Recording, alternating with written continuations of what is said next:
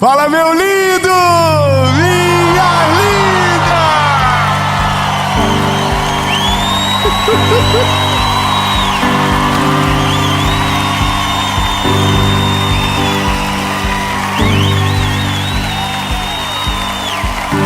Aleluia! Nós estamos em São José do Rio Preto.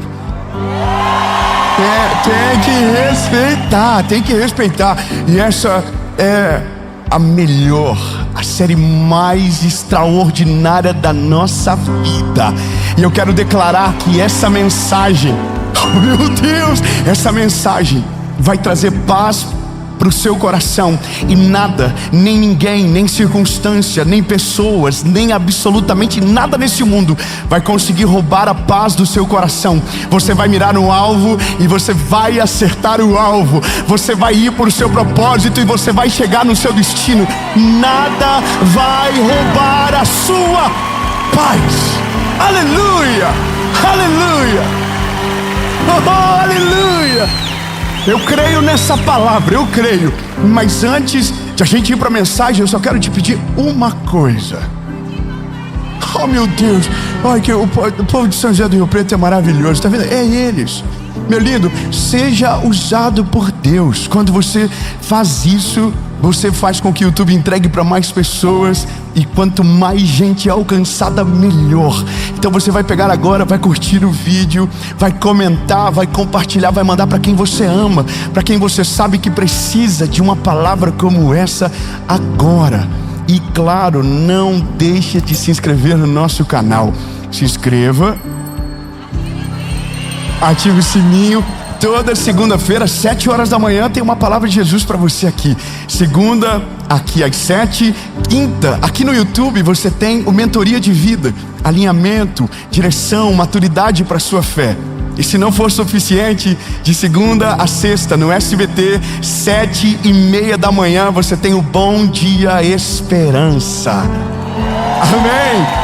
E por último, um convite rápido para você. Eu quero que você seja parte daquilo que Jesus está fazendo na nossa geração e através da nossa associação evangelística. Hoje já são quase 400 mil pessoas sendo discipuladas, acompanhadas, projetos sociais lindos acontecendo, e você pode ser parte. Você pode ser um voluntário, você pode ser um aconselhador, você pode ser um capelão e você pode ser um doador, para fazer com que isso vá ainda mais longe e mais vidas sejam impactadas. E agora, eu só quero te fazer um pedido: elimine todas as distrações e a gente vai para a mensagem.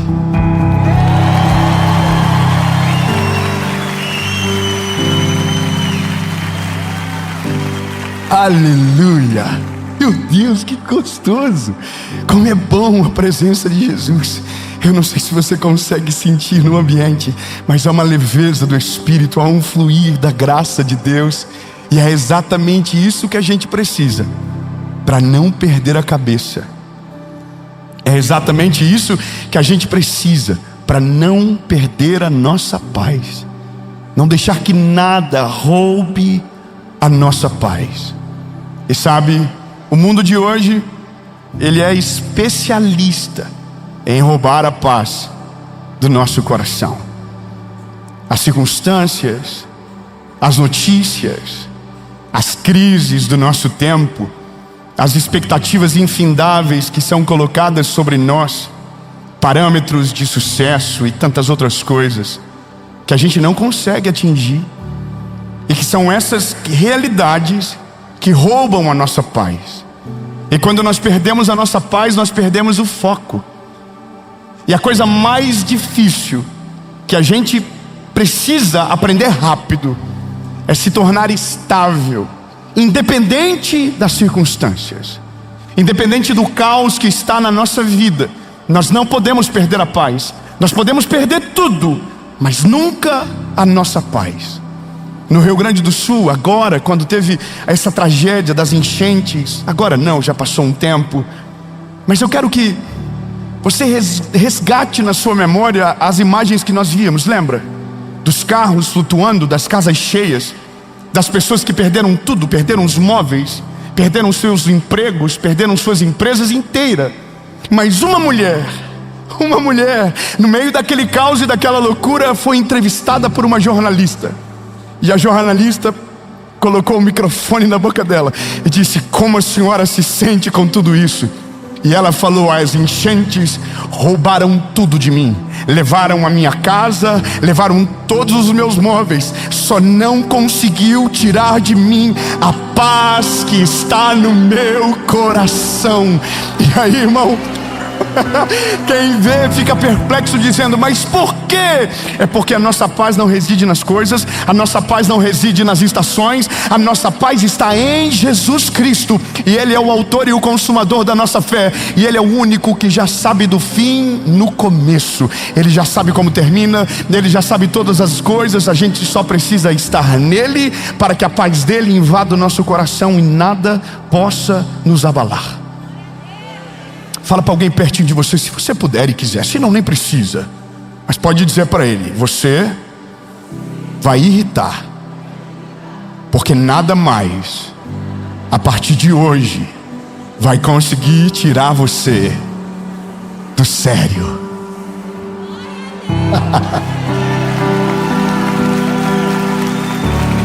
Aleluia! Olha, o texto da nossa caminhada é Daniel. Daniel é um garoto exemplar. Daniel é um modelo de um homem de Deus, e que na sua trajetória ele deixou algumas lições tão poderosas que, quando olhamos para ele, de fato somos envergonhados em vários aspectos. E talvez o principal deles seja a paz no meio da tribulação. Escute isso. Daniel, capítulo de número 6, verso de número 17. E uma pedra foi trazida e colocada sobre a boca da cova. O rei a selou com o seu próprio sinete e com o sinete de seus senhores, para que o propósito não se modificasse concernente a Daniel. Então o rei foi para o seu palácio e lá perdeu a paz. Passou a noite jejuando, nem foram trazidos instrumentos de música perante ele naquele dia, e apartou-se dele o seu sono. Ele perdeu o sono. O rei perdeu o sono. Então o rei levantou-se muito cedo pela manhã e foi apressadamente até a cova dos leões. E quando ele chegou à cova, gritou com uma voz angustiante, voz de alguém que perdeu a paz, voz de alguém que não conseguiu aguentar as emoções e foi sucumbida por ela. E com uma voz angustiante ele gritou: Daniel, o teu Deus, a quem tu continuamente serves, foi capaz de te livrar dos leões? Então, lá de dentro da cova, alguém que havia dormido a noite toda, não, você não pegou, lá de dentro da cova, no meio dos leões, alguém que dormiu a noite toda. Quem dormiu no palácio perdeu o sono, mas quem estava na cova do leão dormiu a noite toda. Lá de dentro, Daniel diz: ei, o rei vive para sempre, porque o meu Deus enviou o seu anjo, fechou a boca dos leões para que não me ferissem, visto que perante ele encontrou-se inocência em mim, e também perante a ti, ó rei, não te fiz mal nenhum. Aleluia.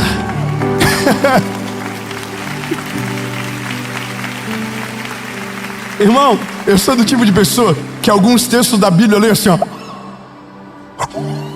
Irmão, eu me empolgo. Algumas coisas da Bíblia me dão uma empolgação absurda, porque eu começo a olhar para a cena, me coloca no lugar. Aí eu começo a entender que tem gente que não era para perder a paz, porque a princípio está no controle e perdeu. E há alguém que não está no controle, a princípio tem paz. Ou seja, quem toma o controle para si perde a paz. Quem coloca o controle na mão de Deus reside na paz. Bom, eu quero que você compreenda. A nossa realidade de hoje é gente angustiada, ansiosa, preocupada. E nós sempre estamos preocupados com aquilo que ainda não aconteceu.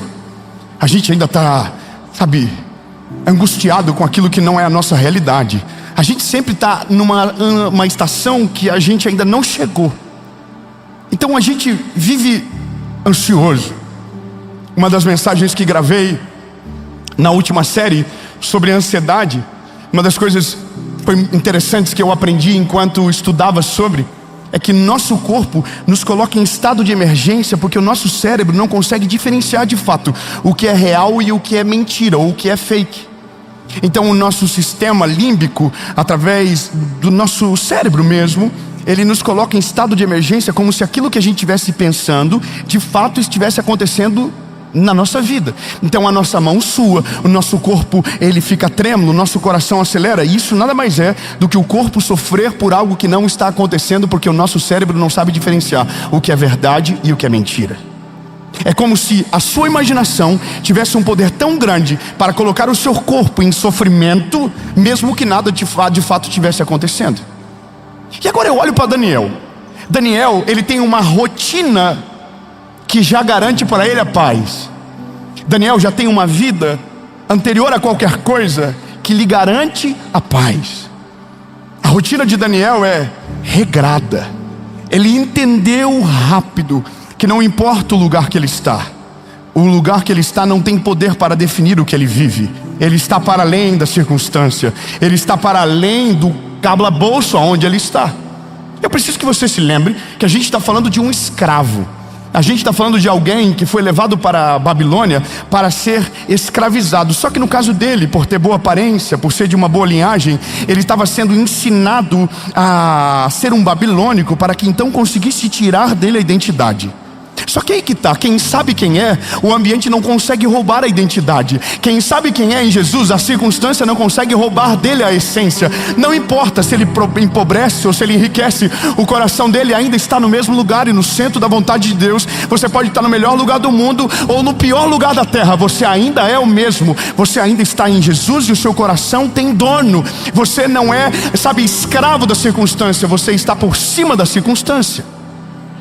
3 aleluias, eu vou dizer de novo. Basicamente isso nos torna embaixada. Não importa onde a gente está, a gente não vive pela lei dessa terra, a gente vive pelas leis do céu. A gente não vive segundo os anseios desse mundo. Nós temos anseios maiores, nós temos preocupações maiores, e algo muito poderoso nos aguarda, a ponto não de produzir ansiedade, mas tranquilidade de saber que o Deus que cuidou de mim ontem cuida de mim hoje e vai cuidar de mim amanhã.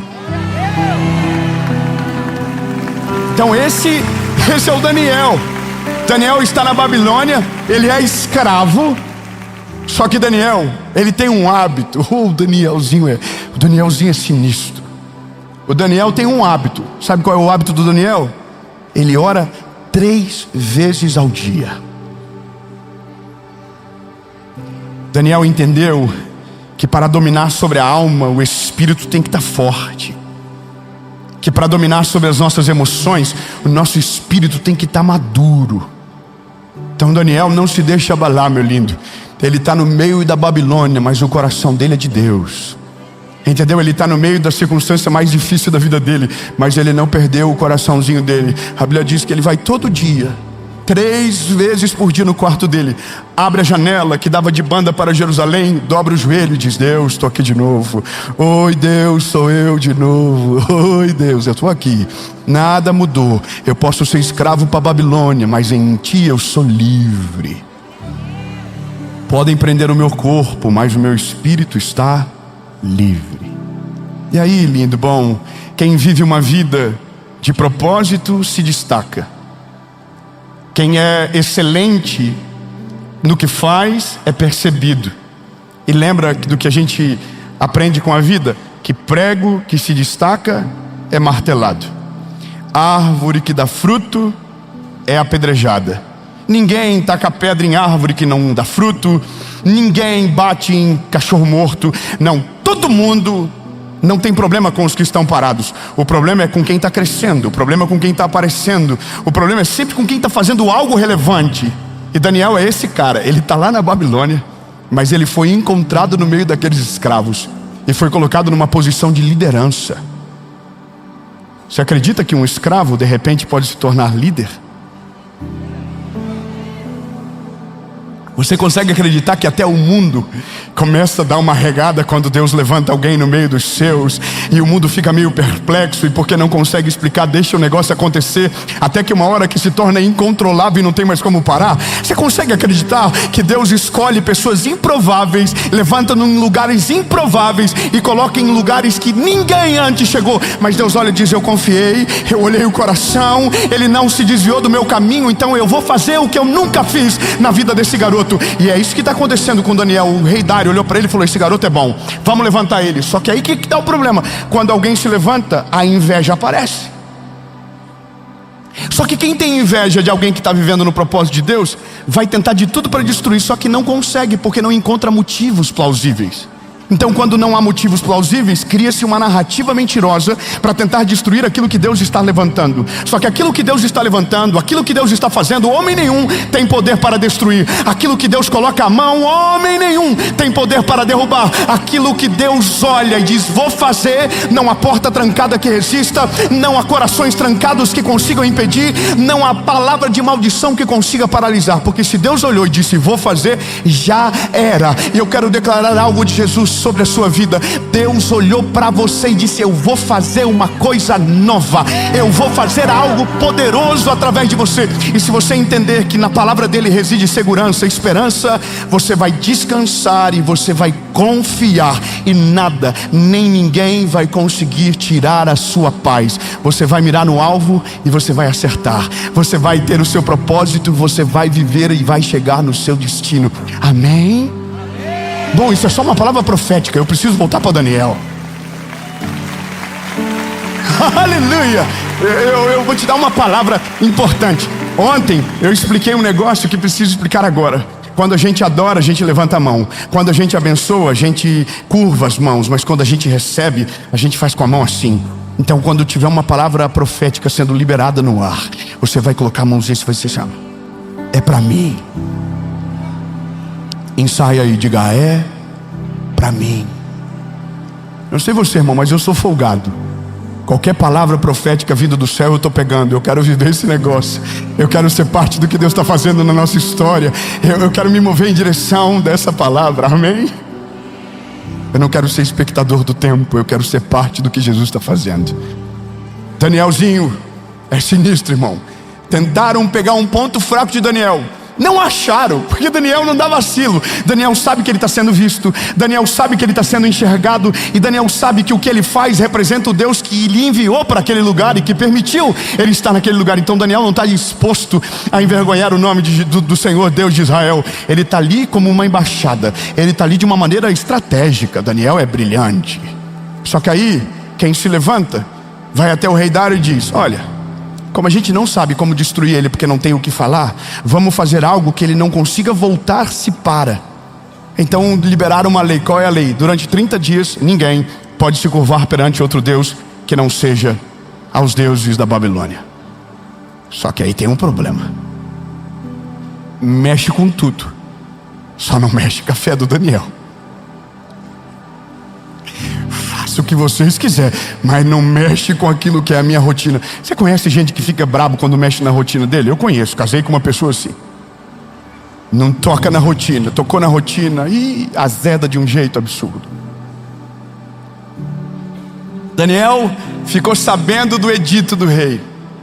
Quando um edito do rei era promulgado, ele não poderia mais voltar atrás. A lei dizia isso. E aqueles que incentivaram o rei a fazer isso sabiam da consequência. Daniel viu e falou: bom, isso eu não vou abrir mão. Daniel podia perder a paz naquele momento. Daniel podia ficar confuso naquele momento, mas Daniel disse: não, isso não. Eu vou pro pau. No outro dia de manhã, não pode orar mais. Daniel foi pro quarto igualzinho. Não pode mais se curvar perante outro Deus, André. Daniel orou igualzinho. Daniel dobrou o joelhinho igualzinho. Daniel abriu a janela virado para Jerusalém igualzinho. Nada roubou a paz de Daniel. Daniel continua. Não, eu sei quem eu sou. Eu sei o que eu tenho. Eu sei em quem tenho crido. E sei que Ele é maravilhoso. Eu não vou parar.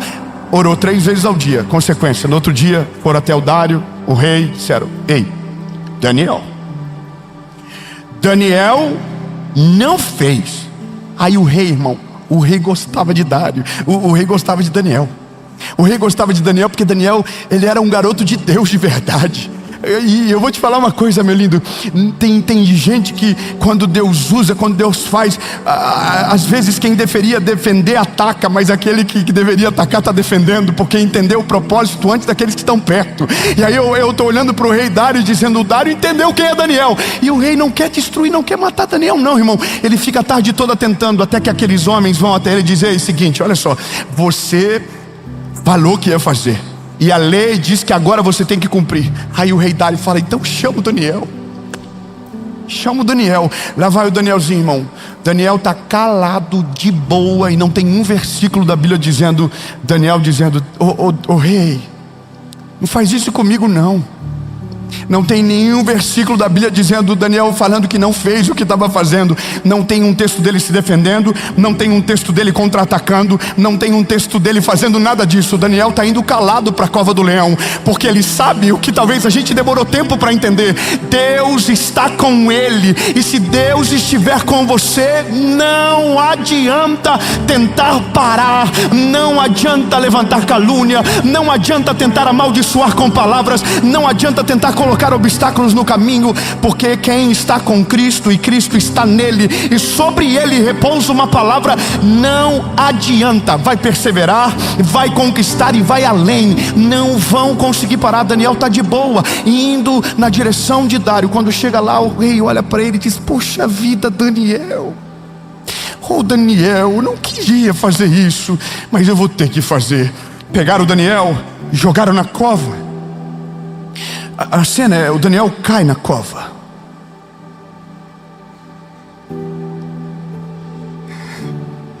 Colocam uma pedra, selam a pedra, e o rei vai para o palácio.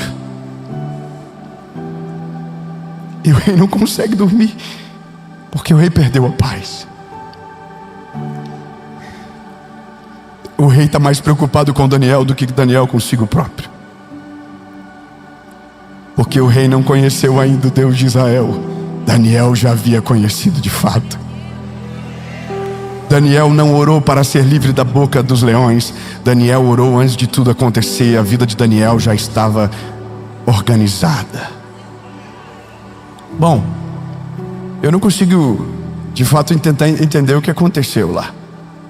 Só sei de uma coisa, irmão: naqueles dias os leões viraram tudo vegano. Você não entendeu? Eu vou dizer de novo, irmão. Deus é tão poderoso e criativo que no dia que Daniel caiu na cova, o leão virou vegano. Olhou para Daniel e disse: não gosto, não curto não. Melhor não mexer com esses negócios, não compensa. Daniel olhou para os leões e falou assim: se vocês quiserem tentar, tenta, mas não vai rolar, porque eu estou aqui por causa de obedecer a Deus, e quem obedece ao Senhor não tem prejuízo. Obedecer ao Senhor não gera prejuízo. Não adianta olhar para mim: ei, eu não vai rolar. Os leões olharam e falaram assim: é verdade, hoje nós vamos fazer jejum, nós vamos dormir de boa. Dorme aí, Daniel, estou só criando agora. Daniel deitou nas costinhas do leão, fofinho, mexeu aqui na jubinha do leão, falou: relaxa, o alimento talvez venha amanhã, hoje eu sou companhia. Eu vou falar outra coisa legal para você: quem tem paz é uma excelente companhia. Não, eu vou melhorar. Quem tem paz no coração, a gente gosta de estar junto. Essa pessoa não é pesada, essa pessoa ela é leve. A gente tem prazer na companhia dela. A gente quer ficar junto, pertinho dela. Porque se precisar de uma palavra, ela tem. Se precisar de uma oração, ela tem. Se precisar de alguém que te abrace no dia do caos, essa pessoa tem o melhor abraço. Pessoas que carregam Cristo dentro de si, que tem a paz, que transcende, que vai além. É bom estar perto, e dessas pessoas é importante. A gente quer estar perto. Irmão, naquele dia, os leões tiveram um presente. O Danielzinho está na cova. Só que tem um rei que está perdido, batendo na cama. Aquele dia não teve música. Naquele dia não teve sono. É só pensar que um está num colchão king size. King size é rei, tamanho de rei. Não adianta ter a melhor cama se você não tiver paz. Não adianta ter um palácio se dentro de você não tiver paz. Não adianta ter os melhores carros se dentro de você não ter paz. Quem te dá a paz não é aquilo que você conquista na força do braço. O que te dá a paz não é aquilo que você coloca na parede como um quadro comemorativo. Não, o que te dá paz são os teus joelhos dobrados. É o teu coração derramado na presença de Jesus. A paz de verdade não vem daquilo que você conquista e consegue guardar no banco. A paz de verdade, ela vem do céu e ela está em Jesus. Por isso que quem tem paz confunde tudo. Às vezes ele não tem o que o mundo oferece, mas ele tem aquilo que o mundo está tentando de maneira desesperada alcançar. Paz, a paz que excede todo entendimento. E quem tem Jesus encontrou o príncipe da paz. Amém. O Daniel precisa sair rápido da cova. O rei Dário chega, abre a cova e diz: ei, Daniel. Então o rei está assim: será? Aí o Danielzinho lá de dentro grita: fala, rei. Irmão, se fosse eu ia ficar um pouco soberbo. Irmão, eu ia tirar foto com o leão. Eu ia postar de dentro da caverna. Relaxa, aqui, leãozinho de Madagascar aqui, top. O Lion 1, Lion 2, Lion 3. A gente é assim, né? Eu tenho vontade de mostrar para os inimigos depois. Se o leão não conseguiu, você acha que uma crítica da internet vai parar? Se o leão não conseguiu, você acha que um passado difícil vai conseguir? Irmão, o leão, quando Daniel saiu da caverna, voltou a ser carnívoro.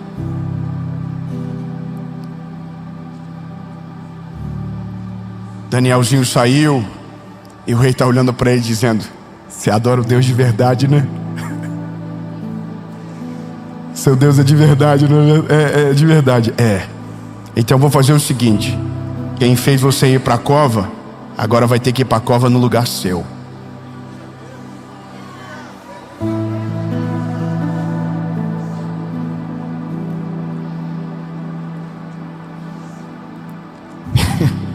Eu sei que é ruim falar, mas pegaram os atribulados que tentaram acabar com Daniel e jogaram na cova. E a Bíblia diz que antes de ele cair no fundo da cova, os leões já tinham quebrado eles no meio, na descida.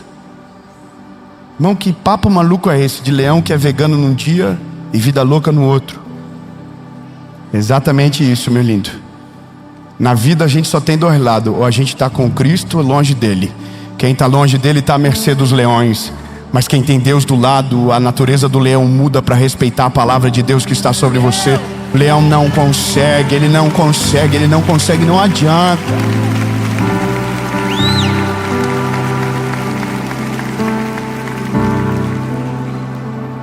Eu quero te dar uma última palavra. Se você quer ter paz de verdade, coloque tudo na mão do Senhor. Coloque seu futuro, coloque seus sonhos, suas preocupações, tudo na mão dele. E o que 1 Pedro diz é que ele cuidará de você. E eu quero que você entenda o que é cuidar de você.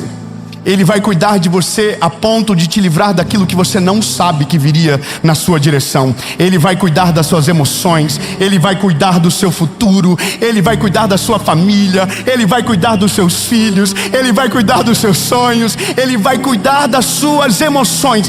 E quando isso acontecer, nada, nem ninguém vai conseguir roubar a paz que está dentro de você, porque o Senhor estará cuidando de tudo, e quem tem Deus do seu lado pode descansar em paz. Aleluia.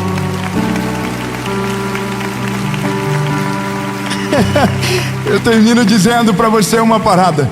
Daniel sobreviveu e foi promovido de novo. Daniel continuou crescendo. Daniel não foi paralisado, porque ele era governado por uma paz que transcendia a Babilônia. Posso te dar um conselho, meu lindo? Você só vai perder a sua paz se estiver olhando para o lugar errado. Você só vai perder a sua paz se estiver ouvindo conselhos errados. Você vai somente perder a paz se você estiver com um foco errado.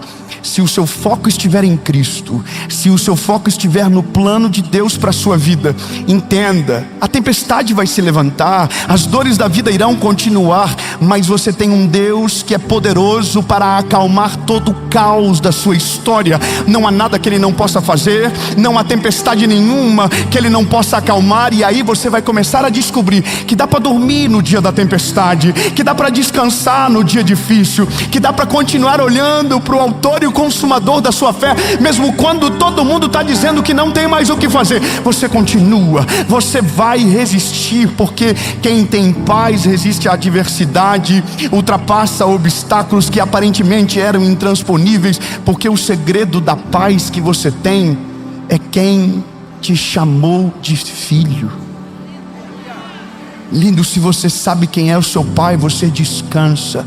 E aqui a história fica leve, porque quando você coloca na mão dele, você pode ter certeza que tudo de maneira perfeita e mais poderosa possível vai acontecer. Até quando estiver dando errado, vai estar dando tudo certo, porque Ele está no controle. Amém.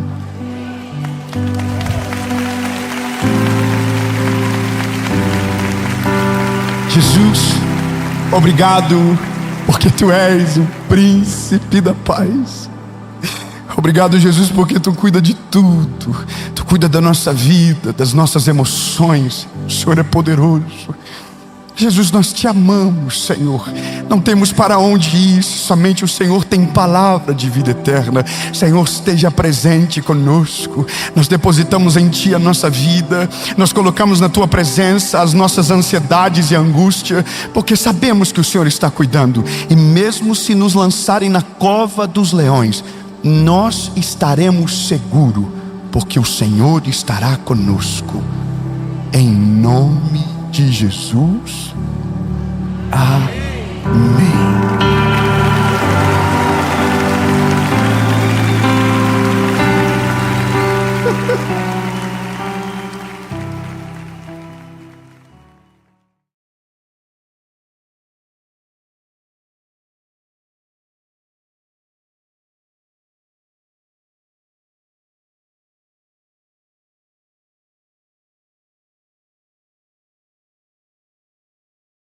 Fala, meu lindo, minha linda!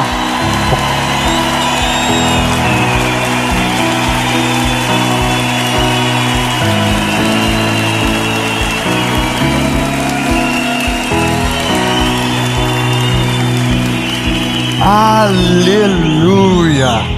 Nossa, que ânimo incrível! Que vigor, nem parece que é tão tarde da noite. Na verdade é de manhã, né? 7 horas da manhã agora. E tá todo mundo animadaço. E eu tenho uma palavra de Jesus sobre você, que vai trazer luz e paz sobre os seus pensamentos.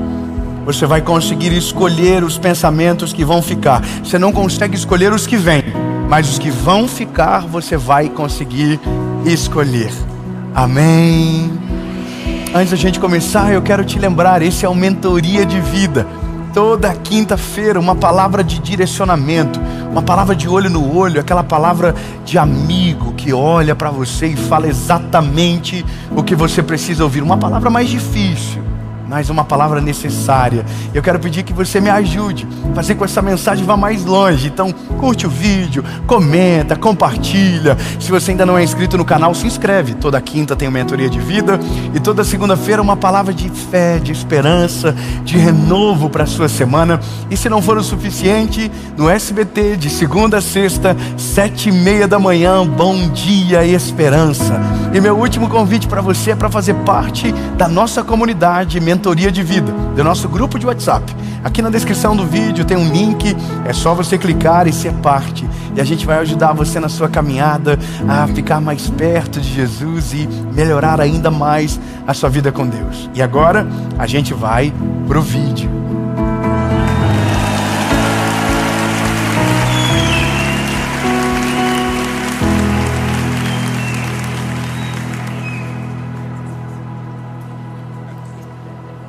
Aleluia. Vocês estão demais. Muito obrigado pelo amor que vocês me receberam aqui. Vou deixar registrado isso em vídeo. Muito obrigado pelo amor que vocês me receberam aqui em Jundiaí. Muito obrigado.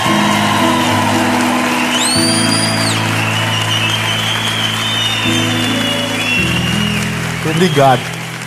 Agora, a mensagem é sobre lidere os seus pensamentos. Só que parece quase uma missão impossível liderar sobre os pensamentos, porque basicamente a gente não escolhe os pensamentos que vêm, eles apenas vêm. Agora, o poder da escolha, ou o poder de liderar sobre os pensamentos, é escolher os pensamentos que ficam e os pensamentos que vão embora.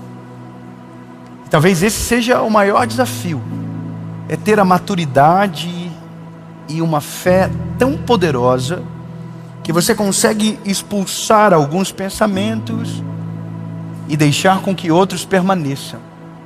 O texto bíblico da nossa caminhada é de 2 Coríntios, capítulo de número 10, versículo de número 4, que diz o seguinte: porque as armas da nossa guerra não são carnais, mas poderosas em Deus para a destruição das fortalezas.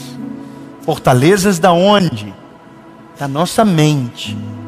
Fortalezas da nossa mente. Destruindo imaginações. Olha como a Bíblia é atual. Olha como a Bíblia é poderosa. Destruindo imaginações e toda a altivez que se exalta contra o conhecimento de Deus, e levando cativo todo o pensamento a Cristo. É muito poderoso isso daqui. Veja, durante muito tempo a gente se coloca numa circunstância onde a nossa identidade formada pelo lugar que nos gerou determina muito das escolhas que a gente faz, determina muito da maneira com que a gente se relaciona com as pessoas, determina muito as mesas que a gente senta, as pessoas que fazem parte da nossa vida. E alguns pensamentos, eles não foram, semeados de maneira intencional, eles foram semeados à beira do caminho. Coisas que foram colocadas dentro de nós, que quem semeou nem sabia que estava semeando, mas semeou.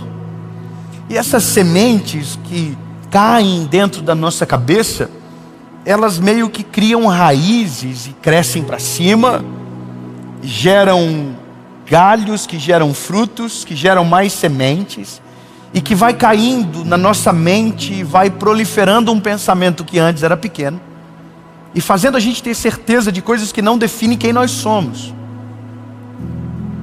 Então eu vou te dizer uma coisa que talvez seja a maior dificuldade de alguém que conhece Jesus. É todos os pensamentos que foram semeados nele antes do Evangelho o alcançar. nós temos muitas certezas sobre a gente, mesmo que a gente não diga que são certezas. Mas, por exemplo, nós temos convicções de coisas que para a gente é possível e de coisas que para a gente é impossível. São convicções.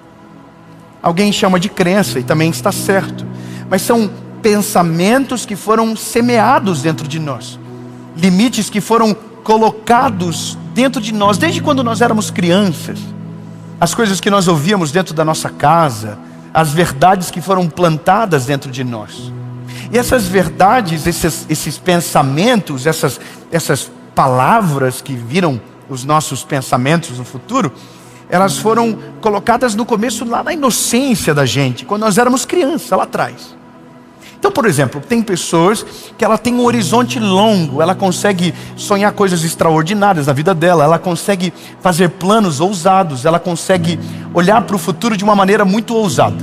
Mas ao mesmo tempo tem gente que não consegue ver absolutamente nada, porque ela tem certeza que aquilo ali não é para ela. Então, por exemplo, tem coisas que a gente vê as pessoas vivendo e a gente olha e diz o quê? Não, isso aqui não é para mim. Isso aqui não é possível para mim. E por que a gente chega nessa conclusão? Porque lá atrás foi colocado dentro de nós algum limite, foi colocado algumas cercas à nossa mentalidade. Então a gente meio que faz tudo muito parecido com a geração anterior, mesmo sem saber o porquê estamos fazendo igual. Então a gente é um marido parecido, a gente é no caso uma mulher, uma esposa parecida, uma mãe semelhante, um pai semelhante, e sem que a gente saiba ou consiga identificar, a gente fala palavras muito parecidas. E veja, isso é nada mais do que estruturas de pensamentos que foram colocadas dentro de nós. Então esses pensamentos, eles não só determinam o nosso presente, como eles segregam o nosso futuro a uma realidade que antes da gente entender, foi semeada dentro de nós.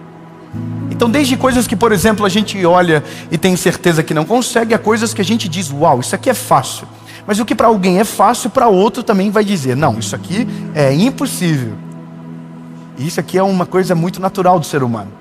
São coisas que a gente ignora porque tenta espiritualizar tudo e esquece que algumas coisas são só estruturas de pensamento que foram semeadas ao longo da nossa infância e que viraram verdades absolutas sobre nós. Ponto.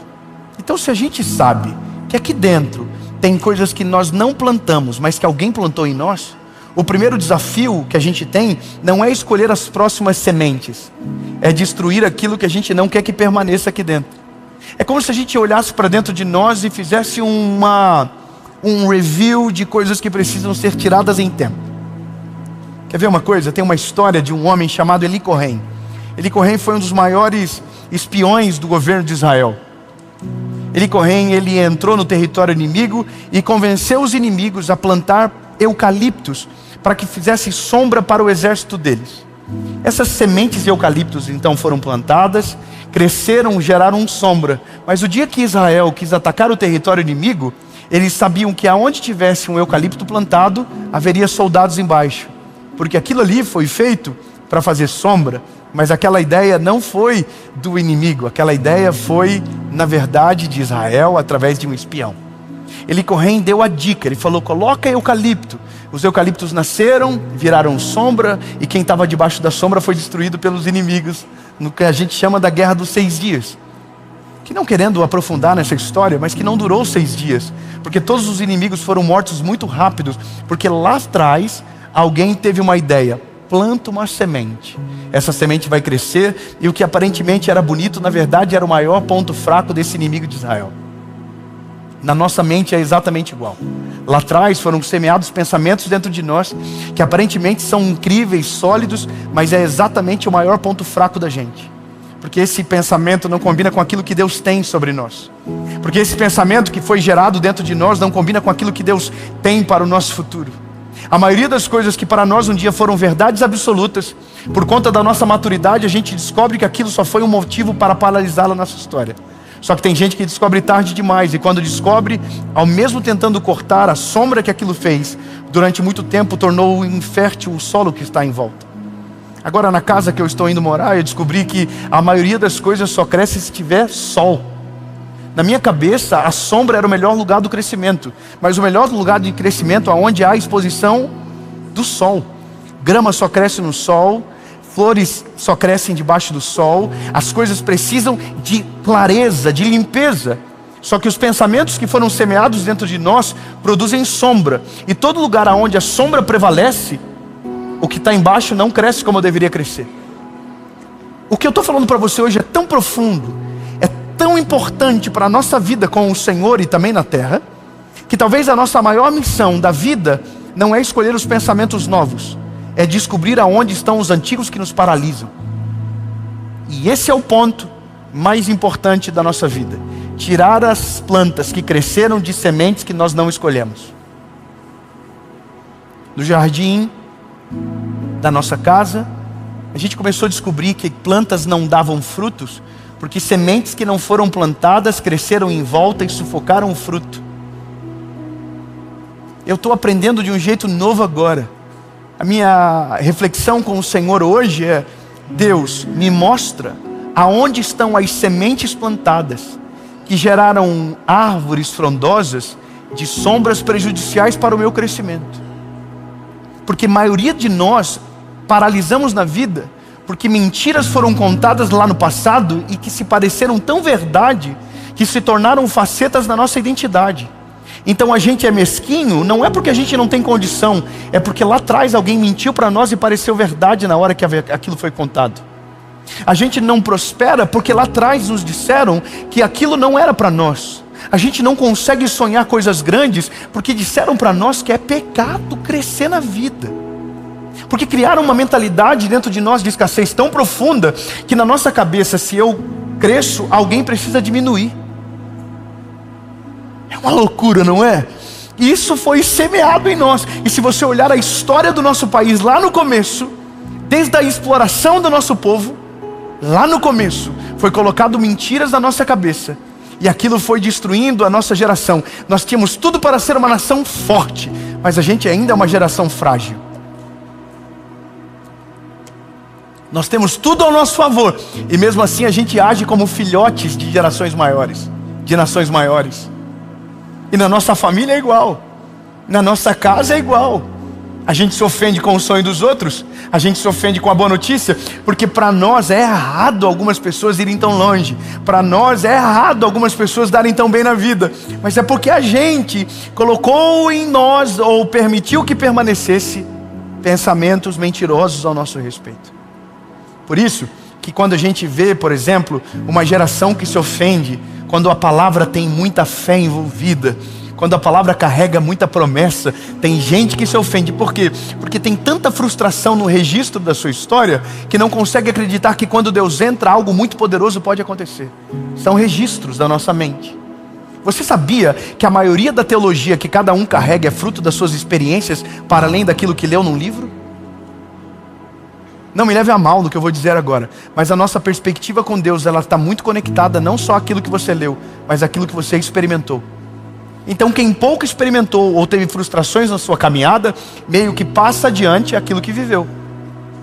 Então quando alguém passa adiante muita coisa boa, me parece que essa pessoa está errada, mas na verdade é porque alguém já se libertou, alguém já está livre, alguém já está leve, alguém já não carrega mais o mesmo peso, alguém já não tem mais tanta sombra sobre a sua consciência, alguém já não tem mais tanta mentira plantada. Então o meu desafio na vida é que todo dia eu estou tirando uma mentira que foi plantada lá atrás, todo dia eu estou tirando alguma coisa que me paralisava, todo dia eu encontro uma erva daninha no meio do campo da minha alma, todo dia eu estou tendo que tirar alguma coisa para dizer: Jesus, aqui não vai ficar, aqui não vai me paralisar, e eu vou tirando. Só que tudo que eu tiro para fora, eu também tiro do coração dos meus filhos ao mesmo tempo. Tudo que eu saro em mim, eu saro na geração que vem depois. Tudo aquilo que eu curo em mim, eu curo na geração dos meus filhos. Todas as palavras que me paralisaram, que foram desmentidas, elas não têm mais o poder de parar a geração que vem depois. Então, lindo. O chamado de Deus para nós é: passe em revista dentro de você. Se você não pôde escolher o que entrou, Deus está te dando autoridade para tirar aquilo que precisa sair.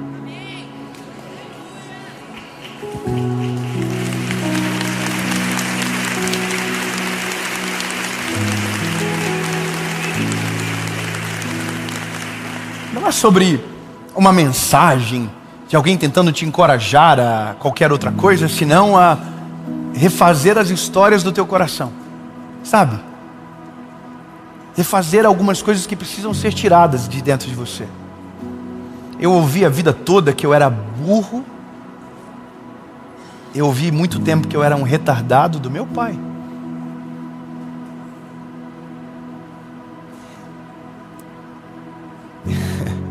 É muito doido isso, mas a casa que eu fui gerado, eu não tinha voz na minha casa. Você acredita nisso? O lugar que eu menos falava era dentro de casa. Então, com a voz ceifada dentro de casa, meio que você aprende a se calar para o mundo também.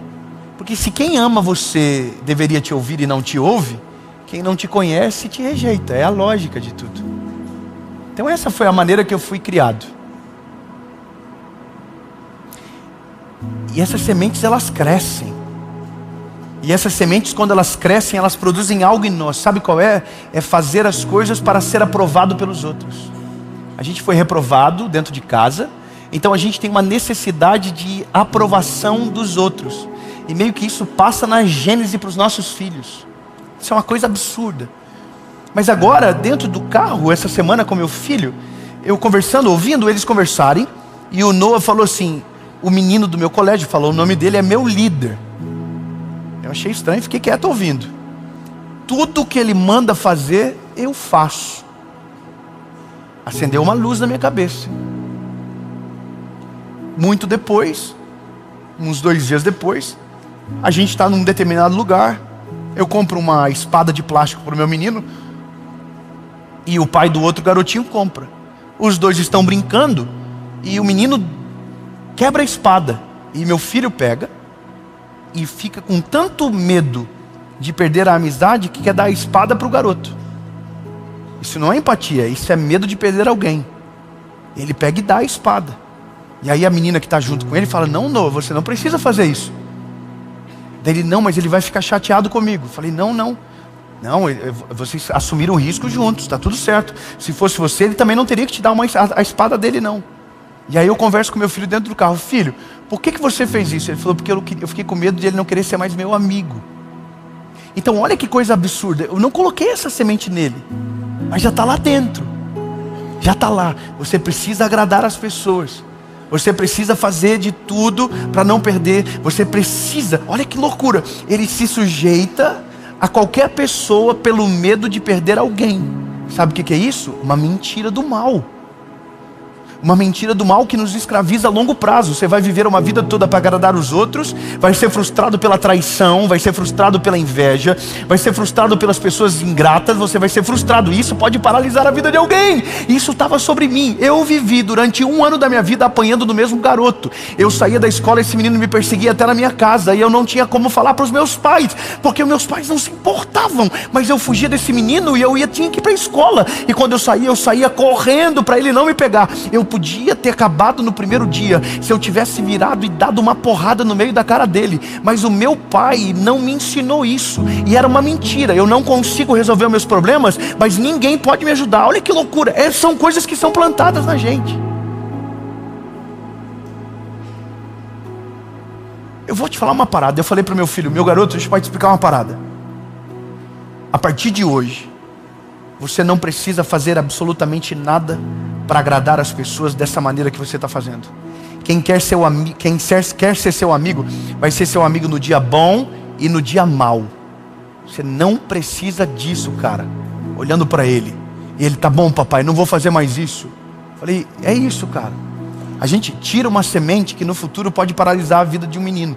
Só que quantas coisas na nossa cabeça são o nosso reflexo hoje, porque ninguém tirou. Então deixa eu te dar uma palavra. Não há nada que Deus não possa fazer e que a graça do Senhor Jesus não possa curar dentro de você. Pensamentos que te paralisaram irão sair em nome de Jesus. Pensamentos que te tornaram escravos de relacionamentos tóxicos serão retirados de você em nome de Jesus. Coisas que te tornaram vítimas da história ao invés de protagonistas daquilo que Deus tem, podem ser arrancados de dentro de você hoje. Basta você passar em revista e dizer, Deus, hoje eu vou escolher o que fica e o que sai. Não, você não pegou, eu vou dizer de novo. Hoje Deus te dá autoridade para escolher o que fica e o que sai. Você vai passar em revista dentro de você, e você vai tirar aquilo que não pode ficar dentro de você. Pensamentos de miséria, pensamentos errados ao teu respeito, pensamentos errados sobre a sua identidade. Peça ao Espírito Santo, diga: Espírito Santo, ilumina minha mente. Ilumina minha mente, faz eu olhar para dentro de mim e encontrar o que está de errado. Isso é uma coisa que te liberta de uma maneira absurda. É tão libertador quando você aprende a dizer não. É tão libertador quando você consegue se curar de pensamentos mentirosos que colocaram dentro de você. Eu vou te falar, lindo, todo dia eu descubro uma erva daninha na minha alma que tem de coisas antigas que precisam ser tiradas até hoje. Todo dia. Só que cada erva daninha que eu tiro é uma planta maligna a menos que seria colocado na vida dos meus filhos. Sabe qual é a graça da vida? É saber que o que eu demorei tanto tempo para chegar, meus filhos irão ser muito mais velozes na corrida que eu demorei para chegar.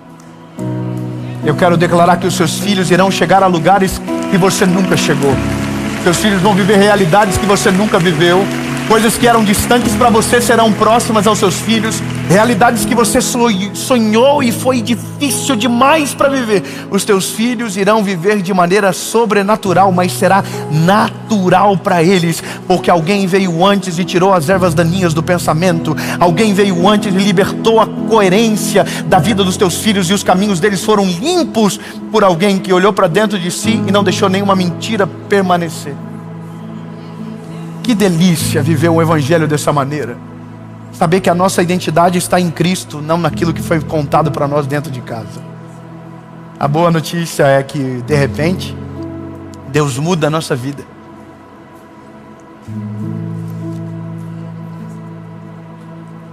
Vou falar uma coisa interessante para você. Deus muda a nossa vida, sabe? Deus muda a nossa vida. Eu vou falar de novo para você dizer, confiar comigo, Deus muda a nossa vida. Você vai tirando as barreiras da sua mente, você vai tirando as coisas que te paralisaram, você vai tirando as mentiras que foram colocadas dentro de você. E coisas que eram tão distantes, de repente se tornam parte da sua vida. Lembra que eu disse para vocês no começo que na minha casa os adjetivos que eu tinha e qual era a minha realidade de fala que não existia? Bom, isso mudou. Isso mudou. Sabe o que é mudar? É mudar assim. A minha mãe é a minha ouvinte mais fiel do nosso canal do YouTube. Segunda-feira a minha mãe ouve a mensagem e ela sempre faz questão de mandar um áudio dizendo que Deus falou com ela através da mensagem. Quinta-feira minha mãe não perde uma mensagem. No SBT 7:30 da manhã ela liga a TV só para assistir. Todo dia, mas eu não tinha voz lá em casa. Mas hoje Deus mudou tanto a realidade que meu pai, quando vai comprar uma coisa, ele liga para mim para perguntar se é bom. Você não entendeu. Eu vou falar de novo. Um dia na minha casa não havia voz de ninguém.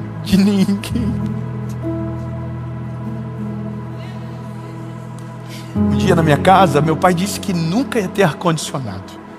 Um dia na minha casa tudo era errado quando eu tocava. Mas hoje, quando meu pai vai tomar uma decisão, é para mim que ele liga. Sabe, um dia eu não ia chegar em lugar nenhum. Hoje, de repente, quando meu pai precisa de uma oração, é para mim que ele liga. Então eu quero que você entenda que quando Deus liberta você e você encontra isso e tira de dentro, as coisas antigas são totalmente ressignificadas. E até quem não via valor vai começar a enxergar você de uma outra perspectiva. Porque quem é liberto é ferramenta de cura para aqueles que ficaram no caminho. Quem se liberta tem pensamentos novos, e os pensamentos novos tiram os obstáculos, desobstruem o caminho e te levam para um outro lugar. Até o ponto que alguém vai olhar para você e você não é nem perto parecido com aquilo que foi semeado dentro de você. Então, lindo, faça uma faxina dentro da sua mente. Você não tinha como escolher os pensamentos que entraram, mas hoje Deus te dá autoridade para tirar todos os pensamentos que precisam sair. Você não vai ser mais governado por mentiras, você não vai ser dominado mais por semeaduras erradas que fizeram no seu coração. Eu quero declarar no nome de Jesus que novas sementes cairão no seu coração. Sementes boas, sementes agradáveis, sementes que vão libertar ainda mais você de mentiras antigas e que vão levar você para um novo nível da sua vida. Eu quero que você tenha a certeza do que eu estou falando. Aonde doeu, não vai doer mais. E aonde foi curado, você vai ser usado para ser uma ferramenta de cura para quem ainda está enfermo naquela mesma área. Porque quando Deus nos liberta, Ele também nos transforma numa ferramenta de cura para aqueles que ainda estão doentes e acreditando em mentiras.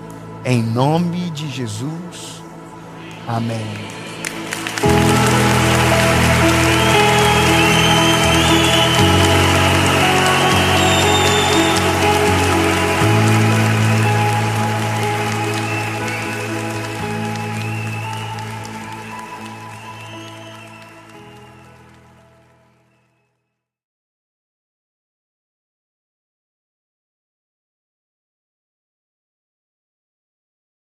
Fala, meu lindo! Meu lindo, minha linda! Aleluia! É lindo! Eu tô feliz de estar aqui com você. Coisa linda, coisa fiel. Ei, lindo, grava isso que eu vou te dizer. Deus tem um plano com você. Eu quero que você grite no Uber, no ônibus, quer que você diga: yes! Deus tem um plano comigo. Exato, você não é um acaso, você não é um acidente da história. Deus sonhou com você antes de você se formar no ventre da tua mãe. Há um projeto de Deus com você. E Deus não tem filhos favoritos, Deus tem filhos que amam a Ele e colocam Ele no centro da sua vida. Então eu quero dizer para você: o plano de Deus é perfeito e Ele não será frustrado. E isso é só para que você entenda. Não importa absolutamente nada. Se tiver um plano, o plano vai acontecer. Amém? Antes de a gente ir para essa mensagem, eu quero só te pedir uma coisa muito importante. Você pode ser apenas um espectador, mas a gente não é mais um canal do YouTube há muito tempo. Nós já somos quase 11 milhões de pessoas aqui no YouTube. Você tem noção? Eu quero que você saiba que tem gente que acorda segunda-feira com o reloginho despertado 7 horas e só sai de casa depois de uma mensagem. Então isso não é mais um canal, é muito tempo, isso é uma comunidade. E eu quero convidar você para ser parte do que Jesus está fazendo, para viver o melhor de Deus para a sua vida. Então me ajuda a fazer com que esse vídeo vá mais longe. Curte o vídeo. Quando você curte, o YouTube entende que é algo relevante. Comenta, compartilha isso, manda para os amigos, manda nos grupos da família, coloca no seu perfil lá do Instagram e faz com que todo mundo veja aquilo que está abençoando você. E claro, se inscreve no canal, ativa o sininho. Toda segunda às 7 horas da manhã tem uma palavra de Jesus para você aqui, uma palavra de esperança, de fé, sabe, que vai colocar você para cima, sangue nos teus olhos, paixão por Jesus. E quinta-feira nós temos uma mentoria de vida, direção, maturidade para sua fé, 7 horas da manhã. E no SBT, exatamente isso. Olha o que Deus está fazendo para o Brasil inteiro. 7h30 da manhã tem o Bom Dia Esperança. Então eu quero que você seja parte. Vamos viver isso junto. E por último, eu quero convidar você a ser parte da nossa associação evangelística. Deus tem feito coisas lindas. Nós acabamos de inaugurar uma escola lá no Paquistão. Você tem noção? Crianças que eram escravas das fábricas de tijolos agora estão estudando, sendo cuidadas. E o nome da escola é Preach. Preach significa pregar. Elas estão sendo alcançadas pelo Evangelho de Jesus. E eu quero que você seja parte disso. Você pode ser um voluntário, você pode ser um aconselhador, um capelão, um doador. E todas as informações que você precisa estão aqui abaixo. Entra no Instagram da nossa associação e você vai ver tudo o que Jesus está fazendo. E agora eu só tenho um convite para você. Vamos pro vídeo.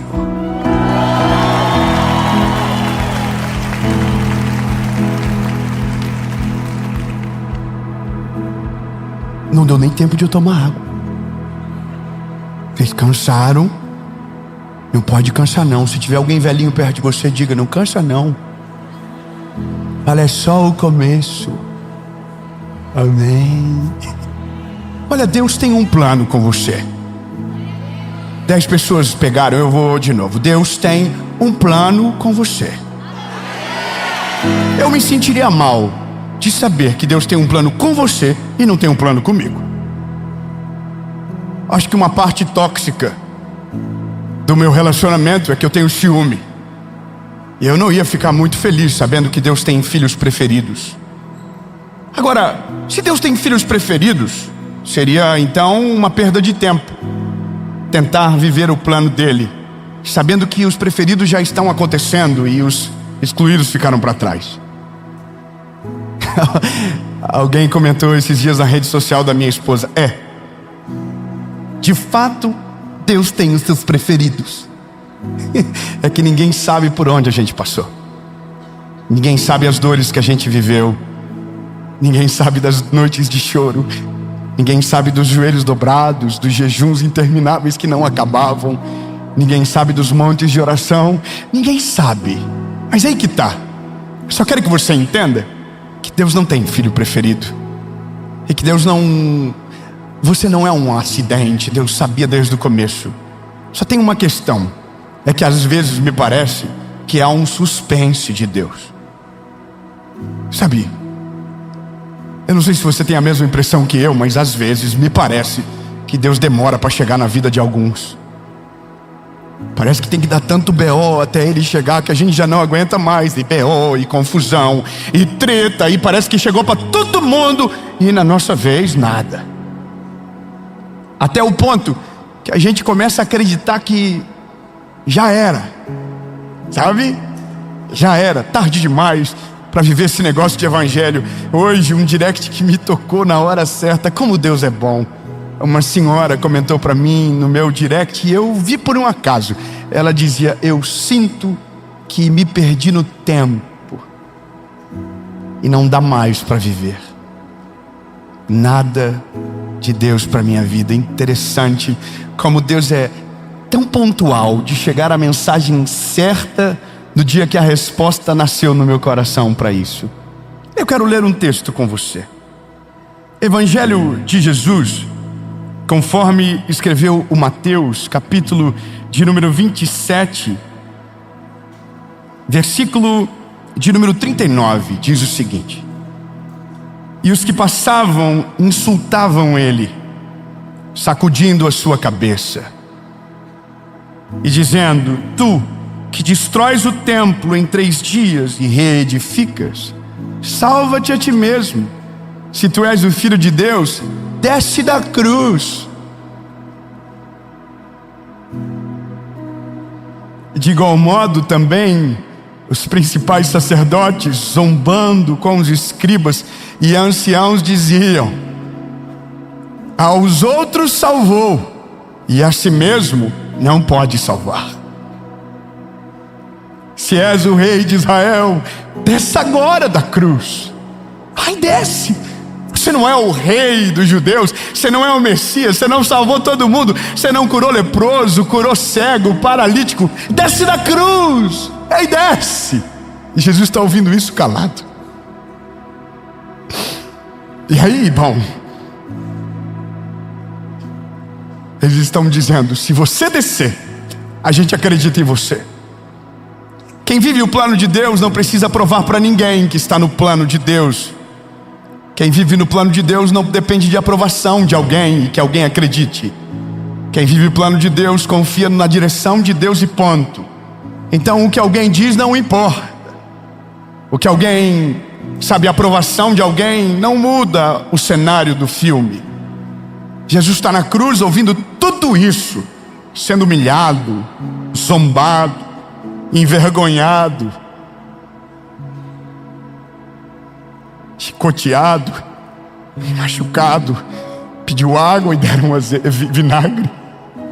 Humilharam aquele que curou leprosos, curou paralíticos, deu vida aos cegos, ressuscitou pessoas do mundo dos mortos. Lázaro estava morto 4 dias. Ele chegou e chamou Lázaro para fora. A mulher tinha um fluxo de sangue há 12 anos. Ele chegou e o fluxo de sangue cessou. Chamou ela de filha. A filha do Jairo morreu e ele ressuscitou. O cego Bartimeu não via e agora vê. Os 10 leprosos não eram acessíveis ao templo, não podiam porque eram impuros e agora foram curados. O paralítico do tanque de Betesda, 38 anos, não conseguia andar. Jesus chegou e ele começou a andar. A mulher, sabe, a mulher do poço de Jacó, estava perdida e Jesus deu direção a ela. Ele curou, ele fez, multiplicou pão, peixe, fez tudo, vivendo o plano de Deus. E agora, é esse homem que está na cruz. É esse homem que está todo manchado de sangue. É esse homem que está todo cortado de chicote. É esse homem, era o nosso Salvador. Eu não consigo falar disso sem me doer. Eu não consigo tentar imaginar isso sem saber que era inocente, completamente inocente, e agora está no meio de 2 ladrões. Era um homem que foi trocado por um bandido. Soltaram Barrabás e colocaram ele. Isso era um símbolo, era um sinal. Provavelmente pessoas que foram curadas por ele estão no meio da multidão dizendo: solta Barrabás.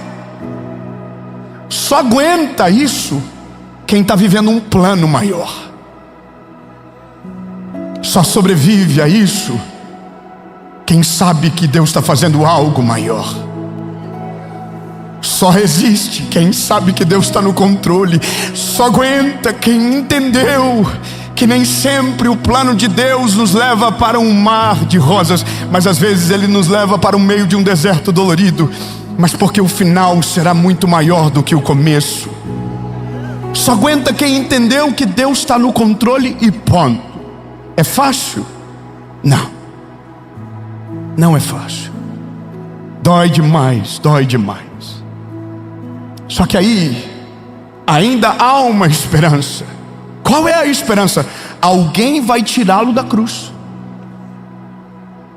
Os 12 discípulos vão começar uma rebelião, vão se voltar contra os soldados romanos, vão gerar um motim de convencimento no meio da multidão que pediu para que Barrabás fosse solto.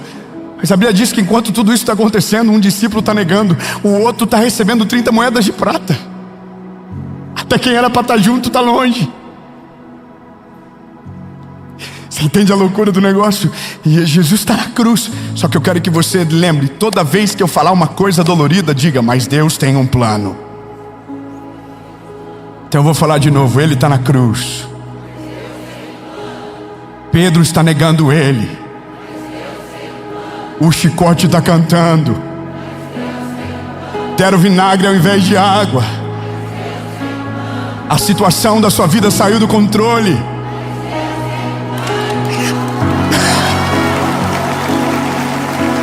Parece que não acaba mais o processo. Tá doendo na pele. Tá dando vontade de desistir. E se Deus tem um plano, Ele vai se cumprir. Aleluia, aleluia. Só que de repente ouve-se um grito na cruz, e o grito foi: está consumado. Ele está consumado. Deus meu, por que me desamparastes? E de repente o sopro de vida saiu dele e ele desfaleceu. A Bíblia diz que houve um terremoto na terra. Mortos ressuscitaram de seus sepulcros. Você sabia que tudo isso aconteceu no dia que Jesus morreu? Quando ele morreu, houve um grande temor na terra. O céu escureceu, mortos se levantaram dos seus túmulos, e aqueles mestres da lei começaram a dizer entre si: ele era de fato o Filho de Deus. Só que parecia tarde demais.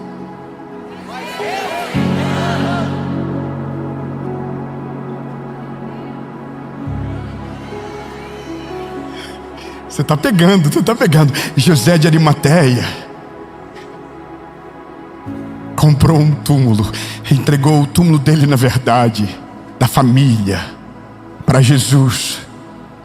E ele foi colocado dentro do sepulcro porque estava morto.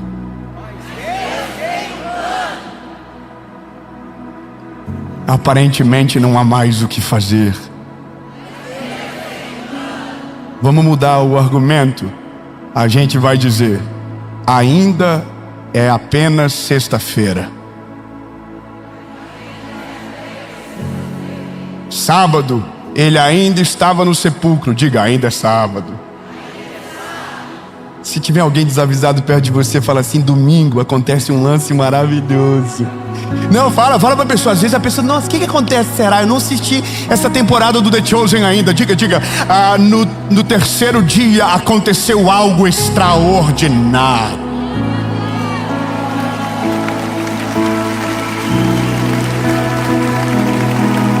No terceiro dia, você não vai celebrar Pokémon, você vai pular da cadeira. Tudo acabou, não tem mais esperança, o Salvador morreu. Aparentemente acabou todas as esperanças. Não há mais movimentos para que Deus realize, não há mais chance para que o milagre aconteça. Só que ao terceiro dia, o anjo desceu do céu, removeu a pedra, e aquele que estava morto ressuscitou.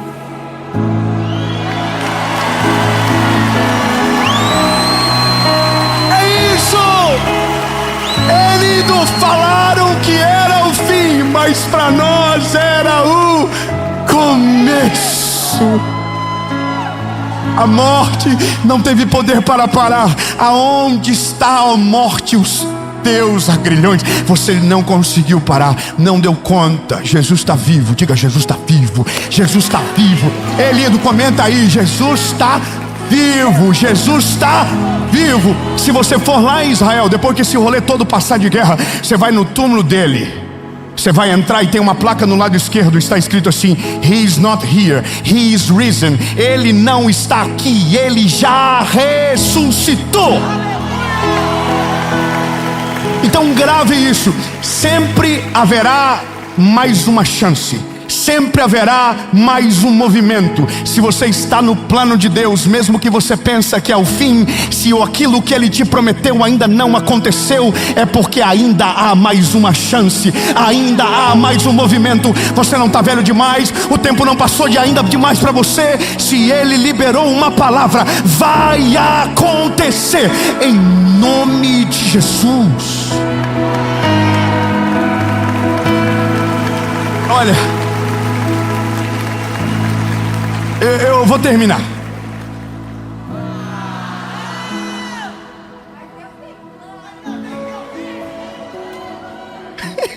Eu achei estranho agora. Se ele já ressuscitou, a mensagem já não precisa de mais argumento. Aí eu sei que você está pensando: nossa, mas ele é o Filho de Deus, e eu? Porque aqueles que o reconheceram foram chamados filhos de Deus. Fala pro irmãozinho perto de você, fala: você foi adotado. Sabe aquilo que a gente fala pro irmão mais velho para provocar pro irmão mais novo? Você foi achado no lixo. Todo irmão mais velho já disse isso. Você foi achado no lixo, você foi adotado. Eu fui achado no lixo e eu fui adotado.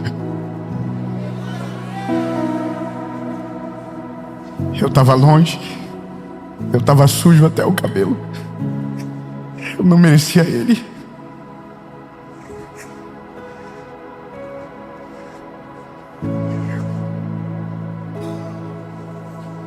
Mas Ele me olhou. Ele escolheu me amar. Ele escolheu me amar. Ele morreu por mim quando eu ainda era um lixo, um pecador, sujo, imundo. Ele escolheu nos amar. Ele escolheu nos amar. O amor da adoção, ele é diferente, porque ele é uma escolha, e Ele escolheu nos amar. Ele escolheu me amar. E Ele não só me amou com amor profundo, Ele não foi só com palavras, Ele deu a vida para que eu pudesse ter a vida que eu tenho hoje. Ele morreu a minha morte para que eu tivesse a vida dele hoje. Ele escolheu me amar. Eu não escolheria me amar, mas Ele escolheu me amar. Você não amaria você sabendo quem você é, mas Ele escolheu te amar. E tem um plano com você. Ele tem um plano com você. E você acha que talvez não tem mais expectativa, mas eu quero que você saiba: sempre haverá mais um movimento de Deus. Existe uma obra de arte chamada Checkmate. É uma obra de arte que está em um desses museus da Europa, aonde na figura existe o homem e o diabo jogando xadrez.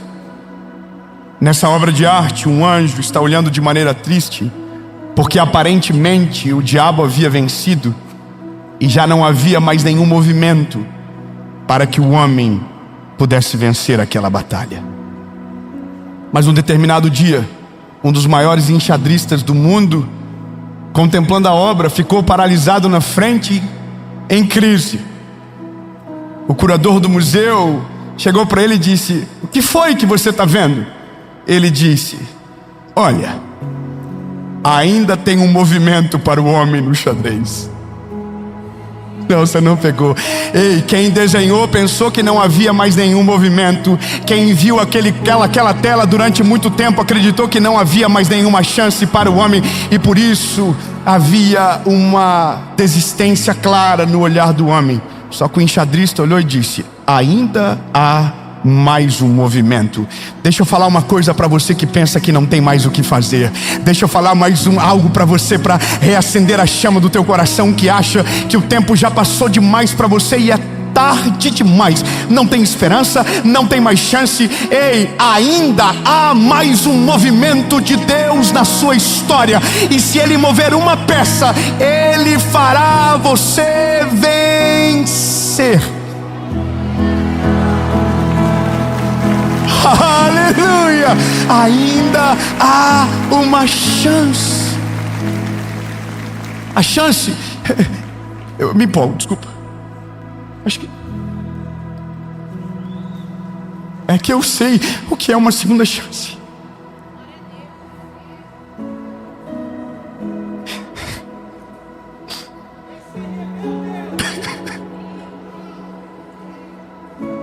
Esse aí é meu Deus. Quando eu comecei a pregar, eu tinha 20 anos. A primeira mensagem que eu preguei devia ter umas 30 pessoas me ouvindo. Não havia teologia profunda na minha mensagem. Era apenas um menino que tinha vivido uma segunda chance. As minhas primeiras mensagens eram tão simples. Ainda são, mas eram ainda mais. Eu via Jesus em tudo. Eu via Jesus nos detalhes. Eu via Jesus em tudo.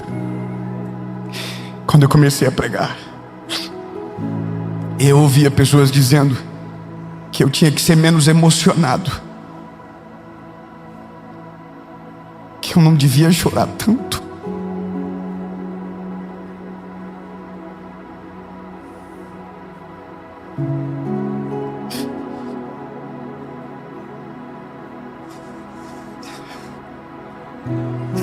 As pessoas falavam que eu precisava ser mais maduro na fé. Eu era muito menino.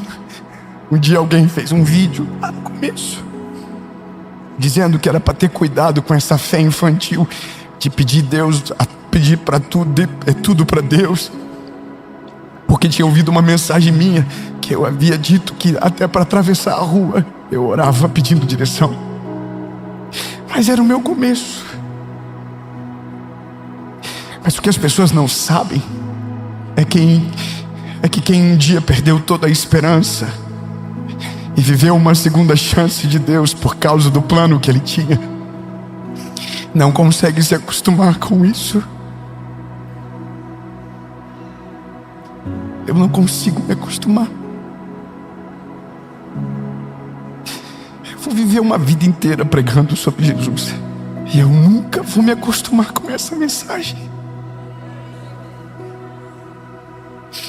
Eu nunca vou me acostumar com as mãos que se levantam. Eu nunca vou me acostumar com os milagres que vivo na minha casa. Eu nunca vou me acostumar. Quando alguém me encontra no aeroporto, quando alguém me encontra em qualquer lugar e diz: meu casamento foi restaurado, eu nunca vou achar normal. Porque eu creio no Deus das segundas chances. Eu creio num Deus que nunca perdeu o controle da nossa história. Eu creio num Deus que tem poder sobre tudo, sobre tempestades, sobre caos da nossa vida. Eu creio num Deus que não nos abandona. Eu creio num Deus que mesmo quando a gente vai longe, vira com as costas para Ele, Ele não para de nos amar e não desiste da gente. Eu creio num Deus que mesmo quando a gente fica todo bravinho, dizendo que Ele nos abandonou, mesmo assim Ele permanece nos amando e não desiste da gente. Eu creio num Deus que nunca perde o controle da nossa história. Eu creio num Deus que mesmo quando tudo aparentemente está dando errado, Ele está orquestrando todas as coisas, porque está nos preparando para algo poderoso, que um dia a gente vai olhar para trás e vai dizer que valeu a pena. Eu creio nesse Deus que nunca perdeu o controle. Sabe?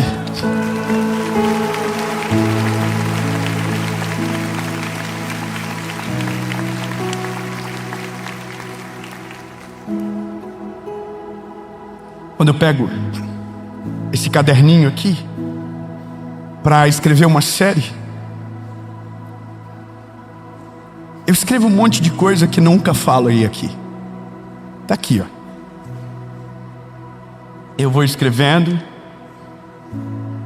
Ao longo dos dias que se passam, eu vou escrevendo no meu telefone.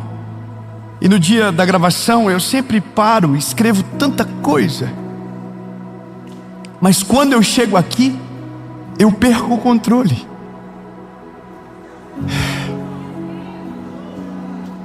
Eu vou te falar algo difícil de entender, mas é importante.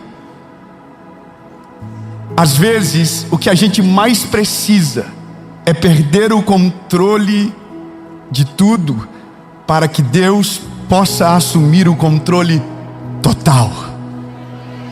Quando nós perdemos o controle, é aonde Deus entra com a excelência do seu poder e da sua glória, para fazer aquilo que estratégia humana não consegue, para fazer aquilo que sabedoria humana não dá conta, para ir além de qualquer diagnóstico, para contrariar qualquer expectativa de homem. É quando a gente perde o controle. Quando você perde o controle, Deus entra e assume a circunstância. E aquilo que você tentou sozinho a vida toda, no dia que você perder o controle, você vai descobrir que quando Deus coloca a mão, aonde havia guerra, a paz se instala. Aonde havia caos, a paz desce. Aonde havia dúvida, a certeza se manifesta.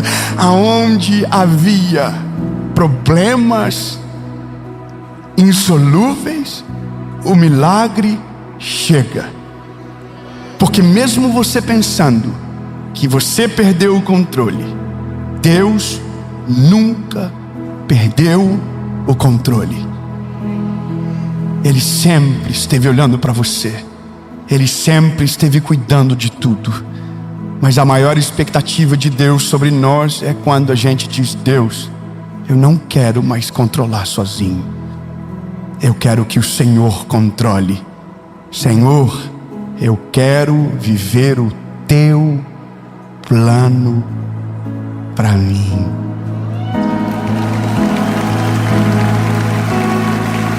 Aí a gente perde o controle. Escrevi tanta coisa linda aqui.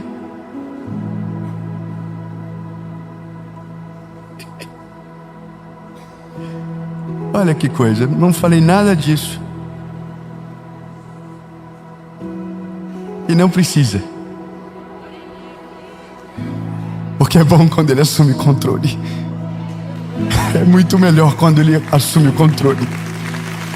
Deus, obrigado, porque o Senhor sempre esteve no controle de tudo. Jesus, o teu plano é melhor do que o meu. Os teus sonhos são melhores do que os meus. Ei, reconheça isso.